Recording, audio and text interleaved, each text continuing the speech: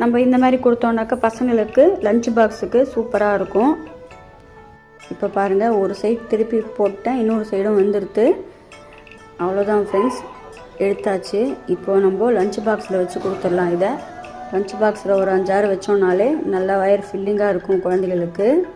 இதுக்கு side dish பார்த்திங்கன்னா எதுவுமே வேண்டாம். ஆனாக்கா கொஞ்சோண்டு கெச்சப் வச்சு அனுப்பிச்சோன்னாக்கா அவங்களுக்கு ரொம்ப இஷ்டமாக இருக்கும் பசங்களுக்கு சாப்பிட்றதுக்கு.